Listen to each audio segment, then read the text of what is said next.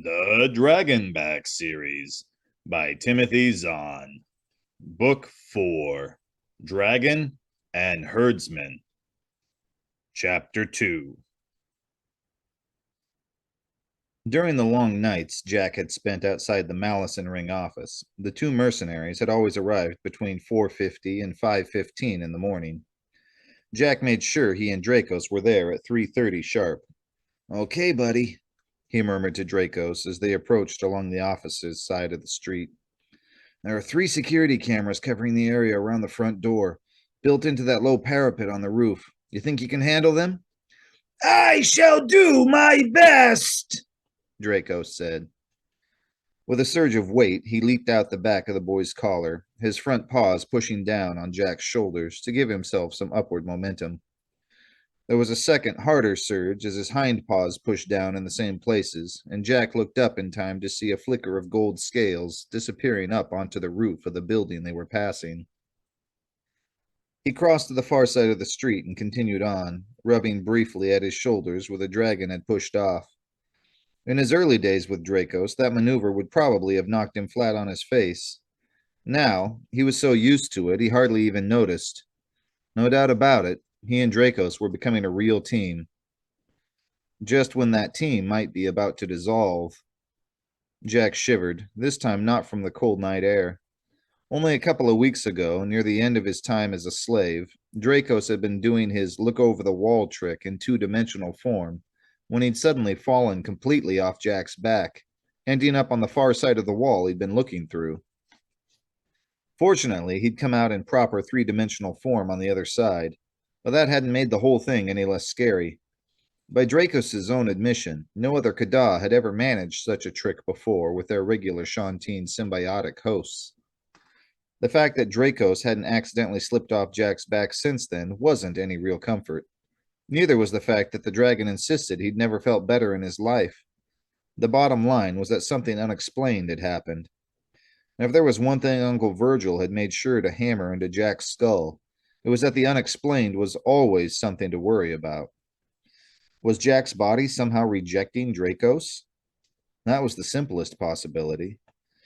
It was also the most ominous. A Kada couldn't live away from a host for more than 6 hours at a time. If he tried, he would go 2-dimensional anyway and disappear off into death. The rest of the Shantine refugees were on their way, but they were still almost 3 months out from the eastern edge of the Orion Arm. If it turned out that human beings like Jack could only act as temporary Kada hosts, Dracos would most likely be dead long before they arrived. Ahead was the doorway that had been Jack's second home for most of the last week. He paused there, peering across at the Malison Ring office, determination settling into his stomach like a lead weight. If Dracos was going to die, there was probably nothing either of them could do to prevent it. But whatever happened, no matter what it took, Jack would see to it that the rest of the Kada and Shantine made it safely to their new home. He owed Dracos that much. Across the street, a gold-scaled dragon head lifted into view over the roof parapet, the long snout turning sharply upward in silent signal. Peeling himself away from the wall, Jack hurried over. Dracos dropped from the roof as Jack approached, landing in a crouch beside the door. "The cameras are disabled," he reported quietly. "There was also a fourth, hidden from the street, guarding the approaches to the other 3. I dealt with that one first." "Thanks," Jack said, pulling out the key he and Uncle Verge had created that afternoon. Mentally crossing his fingers, he slid it into the lock. With a quiet snick, the lock popped open. "One down, one to go," he said, holding out his hand. Dracos put a paw on his palm and melted back onto his skin, slithering his way up along Jack's arm. Jack waited until the dragon had maneuvered himself into his usual position with his head curving around Jack's right shoulder, then eased the door open. Even without Uncle Verge's warning the previous night, he would have known from the distinctive hum that a cavity wave system was operating. Without the counterlock they'd put together, disarming it would have been tricky. With the counterlock, it was a piece of cake. Keying the device, he waited patiently until the hum faded into silence. "Uncle Verge," he murmured. "That's off," the computerized voice confirmed from Jack's left collar. Watch yourself, lad. Yeah. Right. Keeping alert for laser tags and other more subtle security traps, Jack headed in. The office was similar to the Wynyard's Edge recruiting office he'd been in on Carrion a couple of months back, consisting of a single large room with several smaller offices opening off the side and back walls. Unlike the Edge recruiting office, though, each of the rooms here was decorated with a gold plate identifying its occupant. On the theory that mercenary leaders were as vain as the business and government types he and Uncle Verge had scammed over the years, Jack picked out the door with the most elaborate plate and headed toward it. He encountered two more barriers along the way, one a laser alarm, the other a pressure plate hidden beneath the rug. Both were easily avoided. Okay, he muttered under his breath as he examined the lock. It looked straightforward, but this was no time to get sloppy. Dracos? I am ready! Turning around, Jack pressed his back against the door, feeling the subtle shift across his skin as Dracos curved his two-dimensional form to look over the dragon's preferred term, the wall. Jack held his breath as the other moved around a little, wondering if he would lose his grip and fall off again. But a few seconds later, the dragon returned safely to his original position. There are no extra locks or traps I can find, he reported. Good, Jack said, pulling out his lockpick. This will just take a second. 2 minutes later, Jack settled himself into a very expensive desk chair facing an equally expensive computer system. Bingo, he said, switching on the machine. Human designed and with a modern operating system. This will do nicely. The computer finished its startup procedure. Leaning forward, Jack punched in the sewer rat program Uncle Virgil had created for breaking into other people's computers. It would be nice, he reflected, if Neverland had been considerate enough to load the rendezvous information into the general Malison Ring computer network, where anyone could get at it. But even if the conspirators hadn't been that careless, there were other tricks he could try. One approach would be to download a list of worlds where the Malison Ring had troops and equipment, particularly the Jin 90 starfighters they'd used against Dracos' advance team. With that information, he and Dracos could travel to the most likely jump-off points for the attack and search the local squad's computers for the rendezvous data. Or Jack could try loading a dump trap into the system that would pull any messages to or from Neverland and send copies to another computer where Uncle Verge could access it. However he found the rendezvous point, he and Dracos would then have two choices. They could either try to beat the Malison Ring there and warn the refugee fleet, or else turn everything over to Star Force and let them handle it. And with thoughts and plans sifting themselves through Jack's mind, he was caught completely by surprise when the door across the room was abruptly slammed open. He leaped to his feet, but it was far too late. Men in Malison Ring uniforms were pouring into the office, guns drawn and ready. Don't shoot, Jack called, holding his hands wide open, his heart pounding in his chest. Once before, he'd seen Dracos take out a room full of opponents. If he'd done it once, surely he could do it again. But that time his opponents had been stupid enough to bunch up where the dragon's speed and agility gave him the advantage. This group, unfortunately, wasn't playing it that way. Instead of heading straight toward him, they spread out in both directions along the wall, staying well back. Jack! Dracos whispered, his voice too soft for anyone but Jack to hear. No, Jack whispered back, keeping his lips motionless. Uncle Verge, lockdown. The flood of mercenaries finally ended, leaving 9 of them facing him. For a moment, they stood motionless, staring at Jack in silence as if he were some kind of museum exhibit. Then, still without a word, the middle 3 men handed their weapons to those beside them and strode forward. Quickly, efficiently, silently, they patted Jack down, relieving him of his comm clip, his key, his burglar equipment, his multi-tool, his belt, and his boots.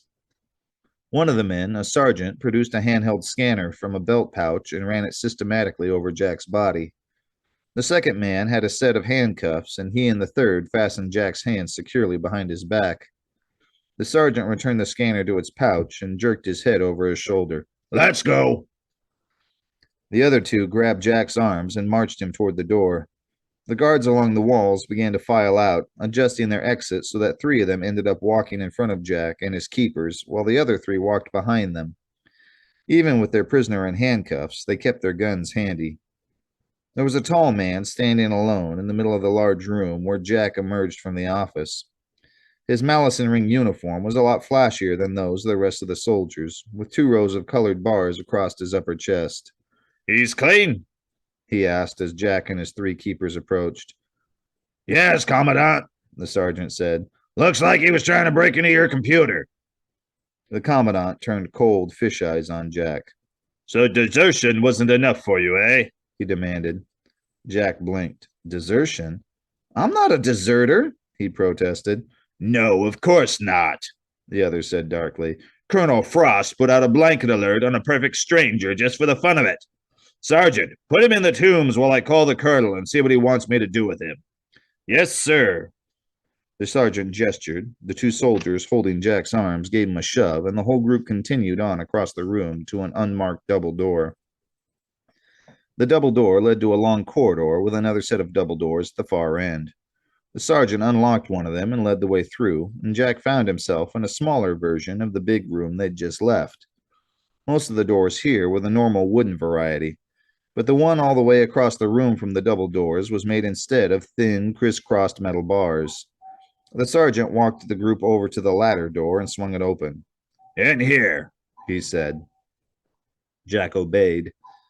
The sergeant stopped him at the door, removed his handcuffs, and gave him a final shove into the cell.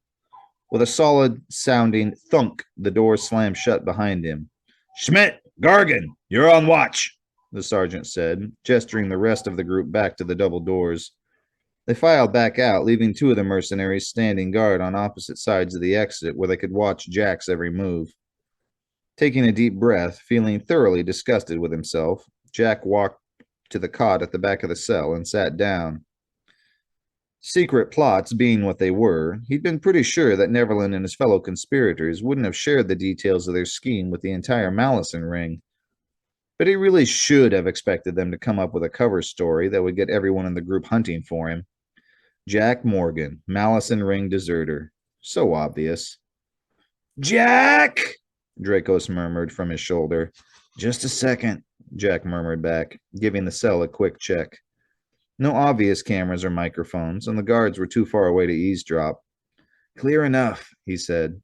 Sorry, Dracos. After what happened on Bromodom, I should have expected Neverland to turn the whole hornet's nest loose on us. No apology needed, Dracos assured him. Do you want me to eliminate the guards? Jack measured the distance across the room with his eyes. I don't know, he said doubtfully. There's an awful lot of ground to cover. We need a diversion of some sort. What do you suggest? Jack chewed the inside of his cheek. It would be dangerous, he knew, but then what wasn't dangerous these days? The room next door seems to be just a normal office, he said. If you were able to slide off my back through the wall, you could maybe make some noise and see if they came close enough for you to jump them. Dracos didn't reply. I know it's dangerous, Jack went on, but right now I can't think of anything else to try. If you'd rather, I'm willing to wait a bit and see if we can come up with something else. No, the dragon said. If we are to make our escape, we must do so at once. Neverland already knows about me, though it would appear he hasn't passed that knowledge on to the rest of the Malice and Ring. But if they contact him and he spills the beans, it's all over, Jack agreed grimly. First thing they'll do is move us someplace where none of these tricks would work. So let us do it, Dracos decided. Put your back against the wall. Jack shifted around and pressed his back against the side of the cell. He felt the dragon shift around on his skin, lifting his 2-dimensional form through the extra dimension and leaning over the barrier. For a long moment, nothing happened. Then all at once, there was a sudden movement against Jack's back, and Dracos was gone. Jack took a careful breath. There was no way of knowing whether or not the trick had been successful. Still, it had felt about the same as the time it had happened accidentally. He hoped that meant Dracos was all right. Jack had just moved away from the wall when, across the room, the two guards quietly collapsed onto the floor. Jack stared at them in disbelief. Dracos hadn't even made it out of the office yet. How could he have... And then, as Jack's suddenly sluggish brain tried to figure it out, he got a hint of a familiar odor wafting toward him. Someone was pumping sopor mist into the room. Jack twisted around, holding his breath as he pounded 3 quick times against the sidewall. If he and Dracos fell asleep before they could get back together, the Commandant wouldn't need Neverland or anyone else to tell him something strange was going on. Jack had lifted his hand to hit the wall again when the universe went dark.